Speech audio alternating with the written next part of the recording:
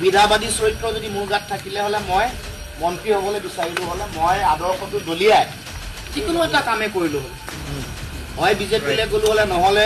সংগঠন সম্প্ৰসাৰণ হৈ থকা কংগ্ৰেছলৈ গ'লোঁ হ'লে নাই যোৱা কিন্তু মই জাতীয়তাবাদী আদৰ্শত জীৱনত আজীৱন আছোঁ জন্ম হৈয়ে যিটো সংগ্ৰামী ধাৰাত আছোঁ আজীৱন জাতীয়তাবাদী ধাৰা এটাত আছোঁ সেইটো মই সেইকাৰণে ইফাল সিফাল কৰা নাই আৰু ভৱিষ্যতেও নকৰোঁ যেতিয়ালৈকে জীয়াই থাকিম তেতিয়ালৈকে নকৰোঁ মৰা আগদিনাখনলৈকে মানে মোৰ কাৰণে ৰাজনীতি জীৱন জীৱিকা নহয় মোৰ কাৰণে ৰাজনীতি জনগণৰ কাৰণে কৰিম বুলি আহিছোঁ আৰু সেইকাৰণে দমেৰে আহিছোঁ সেইকাৰণে